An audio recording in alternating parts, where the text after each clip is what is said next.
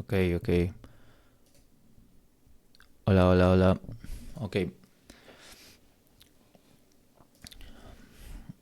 All right. So this is my first time doing this, so I imagine this is working. So hopefully this recording is going through. I just realized that live streaming is more difficult than Twitch streamers make it seem. Anyways, so today we start with our live stream, our first live stream of the Philosophy in Real Life podcast. So welcome everybody to the live stream. I just realized that I actually blew it because I promoted this thinking that it was CNT plus 2, but I got confused because that is actually the time zone or the time, but during the summer, during the winter in Spain, we are +1, not +2. But anyways, here we are, we're learning. And anyways, so in this live stream, this time I'm going to be doing it solo. Tristan was going to join me, but in the end, he actually failed me. So shame on him. No, just kidding. I was confusing, and so we mixed days, and in the end, he couldn't make it. But anyways, I'm here as promised in the first live stream. And today, I would like to talk, to start the live stream, reading some of the excerpts from a book that I was reading last week. And the chapter that I was reading has to do with Foucault, the French philosopher, sociologist. Not sure exactly what he is. A lot of people have debates about what Foucault is, but I wanted to read something just to kick off this live stream. And so this is, I'm going to share my screen, which I think I can do this. Let me see if I can share the text. I think this is the first one. Okay. Yes. So this is from a book by Charles Taylor. Some essays here, philosophical papers to philosophy and the human sciences. And Foucault, Taylor is basically analyzing the idea of Foucault about the technologies of control. And Foucault basically does an analysis of the history of sexuality. And he is trying to analyze this idea of sexuality being repressed and this modern vision of sexuality as we should just express what we feel, and that is a form of freedom that we are striving for. And I like to pick up the text here in the paragraph that is underlined, where it says Foucault's idea. Okay, so hopefully you can see it. It seems to be that yes, you are seeing it because yes, everybody can see it. So I like to read it. Let me see. So it says, Foucault's idea seemed to be that the notion that we have a sexual nature is itself a product of those modes of knowledge designed to make us objects of control. Our acceptance that we have such a nature makes us an object of such control. For now, we have to find it and set out and set our lives to rights by it. And finding, let me see the bigger part. Oh yes, and finding it requires the help of experts, requires that we put ourselves in their care, be they the priests of old or the psychoanalysts or social workers of today. And part of putting ourselves in their hands is our avowal, the requirement that we go on trying to say what we are like, what our experience is, and how things are with us. This whole idea turns out to be a stratagem of power. It helps the cause of control partly in that it presents us as enigmas who need external help to resolve ourselves, and partly in that it has created the very idea of sex. Not, of course, the desire, the instinct, but the understanding of sexuality as the locus of a crucial fulfillment for ourselves as human beings.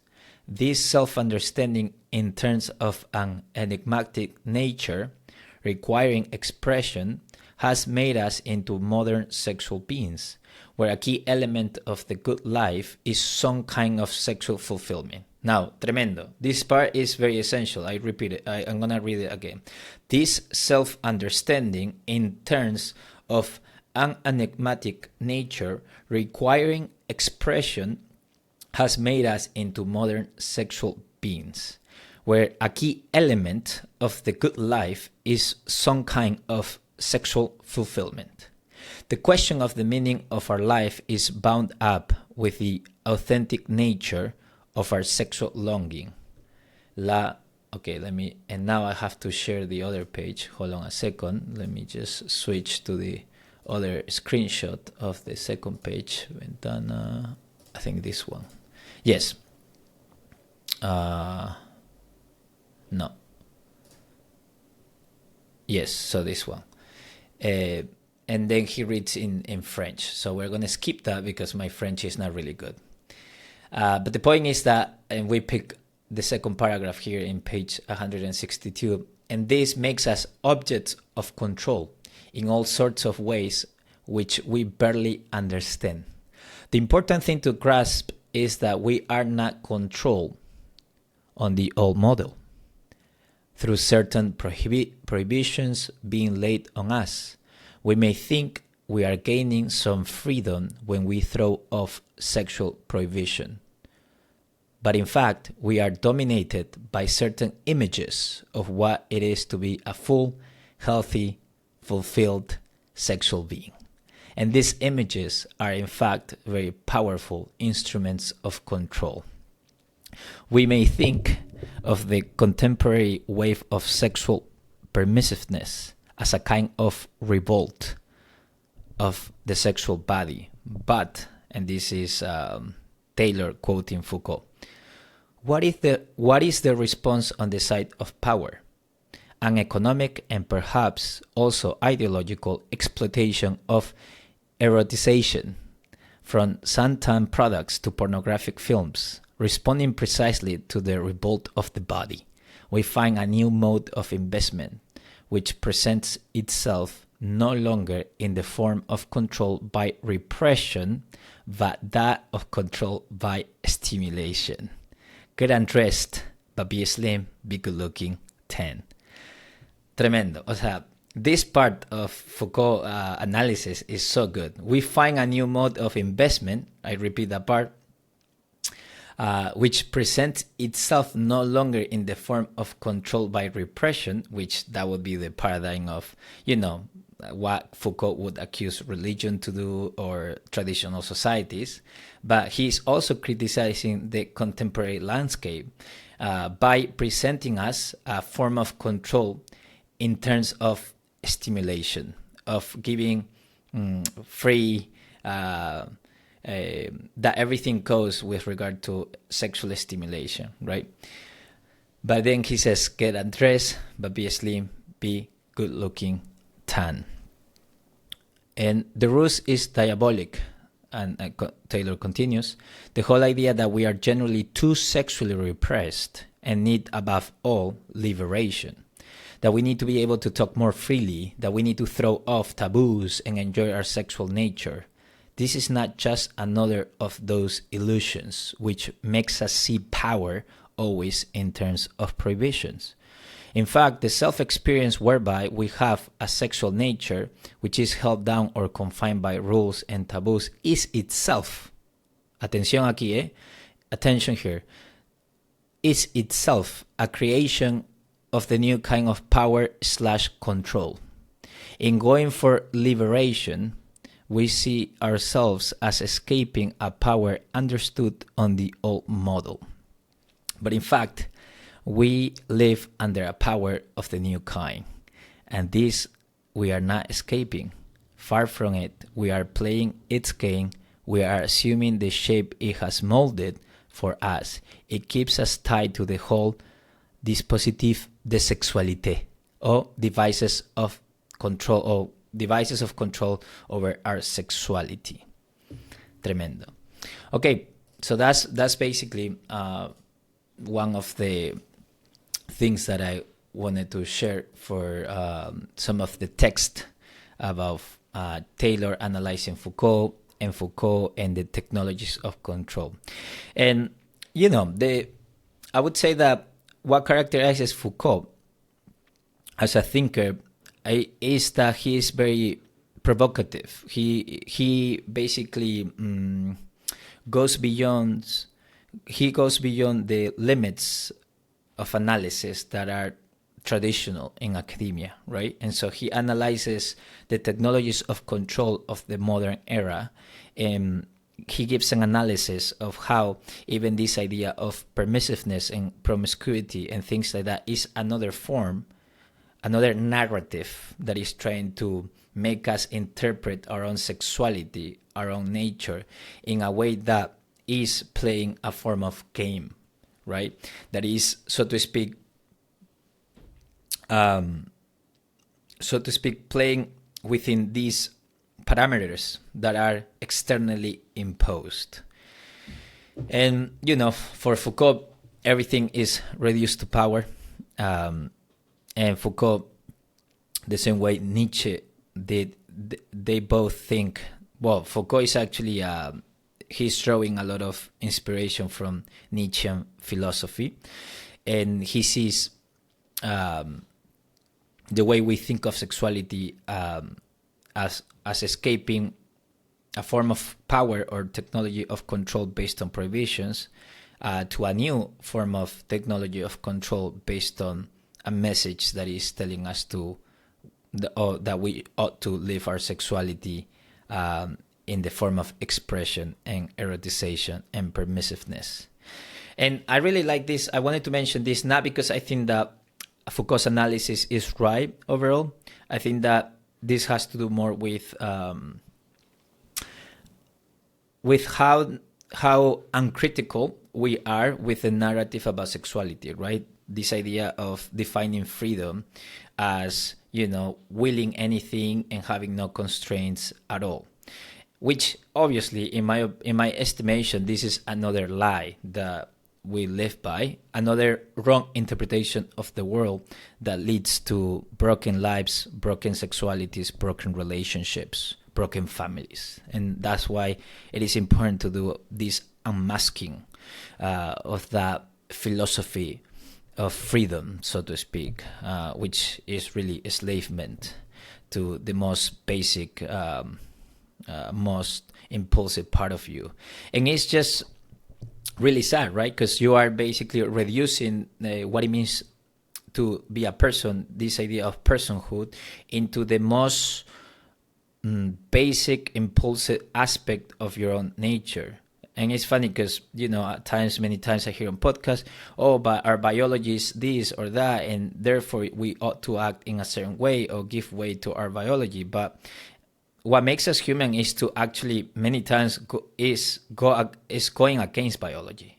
It's not living according to our most intense desire, but actually evaluating our course of action in light of other higher goods or goals beyond the pleasure principle, right? And I would say that something that characterizes immature people or children really is that most of their conduct and behavior is influenced for the most part by the principle of pleasure, of what feels good or what doesn't feel good, right? And I think that one of the characteristics of a mature person, a person that is able to do things worth doing, is this idea of setting aside or going beyond the pleasure principle for something of more worth, for something higher, a higher form of good, right?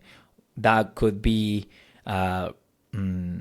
having a courageous act in giving their lives away for the good of the community, that would mean maybe not living according to the strongest desires, the most visceral ones, but rather to be able to control those desires or not give them free range in your life, because you consider that having a faithful relationship is of a higher worth, so to speak. And so I think that this is something important to talk about, because a lot of people, I would say, are lied to. A lot of people are thinking that this is the way it's supposed to be, and that is not true. That is not true. And I would say that, yes, I would say that that type of meta-narrative over your sexuality is a technology of control, a very sophisticated lie that we live by, basically.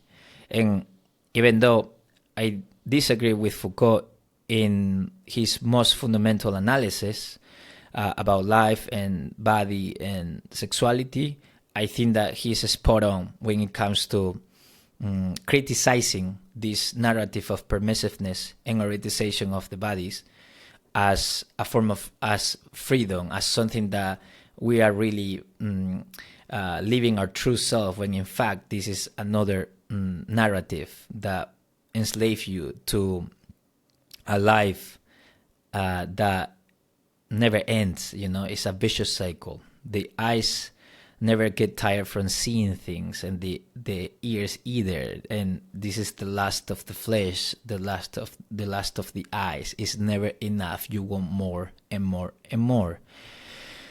And so that's the text that I brought you today. Next time I will bring you a different text that we'll read together. And apart from that, I wanted to share what's new. And thank you, JC, for letting me know about my mistake with the time zone. Sorry about that. But anyways, what's new? So recently, I had a tremendous experience in a monastery. I went to this part of Spain named Soria, and if you see the peninsula, is to the east, not in Valencia, but before that. And I went there my initial plan was to stay there for 7 days. In the end, I stayed only for 5, and I did what many people understand as monk mode. And monk mode is really famous in the culture of productivity, as the type of lifestyle that is characterized by what you abstain from, and typically this is the typical, no masturbation, no pornography, no dopamine seeking activities, none of that, right? So the idea is basically to quiet the noise, to abstain from the typical pleasures or the typical distractions such as social media, video, or other activities, to be able to concentrate in a specific task. So basically, I did the true legitimate monk mode because I went to this monastery and I had a set of rules. The rule number 1 was that I was going to abstain from all kinds of screen, so no YouTube, no shows, no videos, nothing. The other thing, and obviously no pornography, none of that. I'm a man of God, okay? So I don't condone that. I don't do that. Even though obviously it can be tough for people. Nobody's perfect, but as a man of God, obviously I'm committed to abstaining from all of that. And the second rule was to avoid communication. So no email, no text messages, no WhatsApp, no Snapchat, whatever you use to communicate with friends, nothing. I disconnected from all of that, except having a 10-minute call with my wife during the night to be able to just make sure that the baby was okay, she was okay. And apart from that, the rule number 3, which it might be a surprise to some of you, was no music. Okay, so no music. So silence. The idea was to basically embrace absolute silence during the time in the monastery, and it was fantastic. It was a crazy experience. I think that I went with purpose, basically, of finishing an academic article that will be published, but in the end, things were slightly different. In the end, I felt like the time there was more of a spiritual thing rather than a productive thing, even though I went mostly for the productive reason, but also obviously I wanted to cultivate this aspect in my spirituality of being with God and not just doing things for God, which I actually recorded like a video diary that I will actually post on the English YouTube channel. I also recorded that in Spanish to have it as a memory in case it is of any utility for any of you, about how to do monk mode. And I'm an extrovert, so for me it was actually quite radical to not have any communication, any music at all. I could only work. But I was basically following the maxim of the monks in the medieval times. They had this maxim, which in Latin was ora et labora, which literally means pray and work. And that's pretty much what I did. When I was not working, I was praying in silence, walking through the monastery, enjoying those moments. And then I had 3 meals, and those meals were shared with other people that also were guests in the monastery. And so that's how it works, basically. So that's what I did. And yeah, so that was a pleasant experience. And yeah, anyways, so I will post that. And as many of you know, this, I forgot to mention this at the beginning, season 1 of the Philosophy in Real Life podcast is over, due to the fact that I'm planning on finishing my dissertation in order to fully finish my PhD in philosophy by June this year. And I have to really focus on that, and so that will keep me from being able to produce series and do extra things. But as a way of compensating my lack of production in that sense, I'm doing this live stream, just to stay connected, to tell you a little bit more how everything is going. And yeah, so in the future live stream, actually, I will have Tristan Sleeper, my best friend, the person that I did the meritocracy series with. And also I will have my best friend Santiago Rios joining us from Brazil, even though he's not Brazilian. He's now working in the embassy there. So he will be joining me in some of the live stream. So that's going to be cool, because these young lads want to ask a lot of questions, provocative questions. And so, yeah, that's the situation right now. So we'll see what happens in the future live streams. And apart from that, yeah, life is good. Right now, there is a lot of monotony because, most of my days now in the morning is changing diapers, giving the bottle to my baby, then going to the library, reading, writing, and then coming home and spending some family time with my wife and my baby, and that's that. And the weekends, on Saturdays I typically rest. We practice Sabbath, a very imperfect Sabbath, but nonetheless Sabbath. We practice that. And then on Sundays is church. Typically I'm teaching, preaching, doing some sort of something like that. And I have a big project to prepare, actually. That was another reason why I had to pause the podcast, finish season 1. That is why I like the idea of seasons, because I'm able to concentrate, get some time to reflect on what I've done. And then I will be traveling to Paris in the end of February, and I will be teaching on Jesus and culture. And so that's going to be 6 hours teaching, basically, to trainees for the family of churches that I'm part of here in Western Europe. And so that's going to be an intense teaching, intense preparation. I'm really excited to start preparing that and go teach. Hopefully I can make that a virtual course that, people can access through some sort of payment.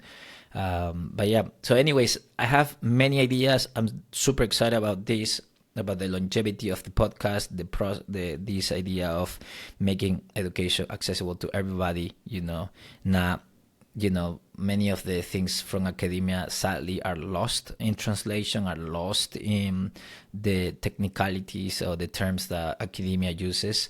But my quest in life, or my mission, is to make this accessible for everybody, and also always explore this intersection between spirituality and rationality, as you already know. And yeah, so I would say that is my intention for the rest of the months. And apart from that, I'm currently reading more philosophical essays on human agency, on ethics, on the way we make decisions. I'm reading a lot of things related to what makes us humans and not animals. What is the difference between human agency and AI or machine learning stuff? And so it's been really, really fascinating. So that is something that I'm learning a lot, is really helping me think through different problems. And right now, as I told you, I'm working on this article in which I am exploring the objectivity in ethics. And so I think that this is probably one of the most difficult pieces I am working on right now, because I'm trying to put together so many things, and the concept of objectivity that we adopt from the field of natural sciences, the scientific methods, the scientific method and its concept of rationality, and what it means to be rational and rationality, and also the applicability of that concept of objectivity and rationality that comes from the scientific method in the field of ethics and morality, and how that is actually a way of a misapplication, which I think that we should use a different method of discovery in order to account for the way we actually live our lives in the moral realm. And so it's been fascinating. So that is something I'm working on. This is one of the articles that I'm hoping to finish either this weekend or by the end of next week, which is a little bit delayed. I should finish sooner, but it's just tough. It's just tough. Writing is tough, everybody. Writing is, as I said in a different podcast, the highest form of thinking. I think that thought is language, thought is articulation, and it's just so tough. It's very tough to think, and even harder to think, write, or write as you think, or think as you write, and then create a piece that is worth reading and that is meaningful enough to be published. So not easy. And especially because most of us, I used to be quite prideful. I am still prideful,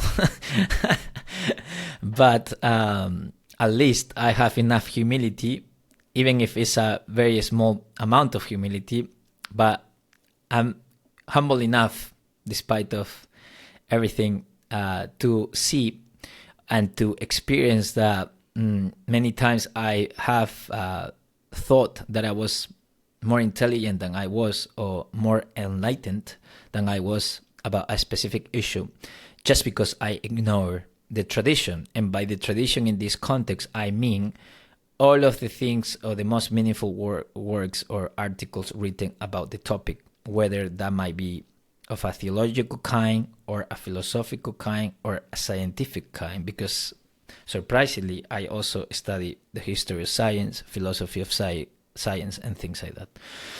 And so yeah, it's been insane. And sometimes I'm reading some pieces, I'm like, oh man, this is so good. Everybody should know about this, but it's just tough to read, tough to process. So, I mean, big part of my work after I finish the PhD will be concentrated on making these knowledge discoveries, things that the tradition has arrived to, in a in more accessible ways. Whether that might be through the creation of a virtual course, writing a more popular type of book, where language is easier to understand. But that obviously is a lot more demanding than resorting to terms, technical names or nomenclature and things like that, because it requires that you really grasp what those things mean and then be able to explain it. And it requires a level of mastery that is painful. It's painful to get there. It's painful. It's just very paradoxical. My vocation is very paradoxical, because it's almost like you love to serve as a conduit, as a vehicle that God uses, the way I understand that God uses to bless others, to serve others through this didactic teaching and things. But at the same time, it's so painful, the process, that at times you feel like, come on, I just want to give up. But sometimes it's not good enough. So you have to keep working on it. You have to do what is required, but it's not easy. But anyways, as I don't know if some of you know Alex Hormozy, he's a businessman. He has a tremendous audience. I love what he said, that for you to be exceptional, you have to be the exception. You have to be the person that is willing to do the amount of work that is so painful and has no immediate reward, and that you will have no immediate reward, or you are gonna go for a very long time working on something that you will not see an immediate reward, that nobody or very few people is willing to go that length to create something remarkable. And so that's the standard I want to live by. So anyways, I hope that inspires you. This is where I'm at. This is what I'm thinking, what I'm feeling, and I would say that's pretty much it on my end. The next live stream, let me announce it now, will be February 17th on a Saturday, this time at 5 p.m. Madrid time, Madrid, Spain time. Okay, so Saturday 17th, February, Saturday 17th at 5 p.m.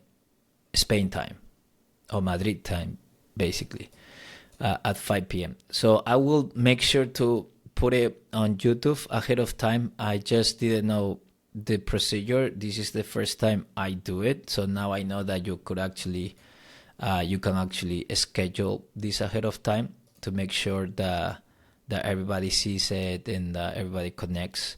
But anyways, sorry about the chaos. This is a learning process. But anyways, I hope you enjoyed this live stream. And I'll see you until next. Well, I see you in February. Okay, so have a great week, everybody, and take care. Adios. Bye bye.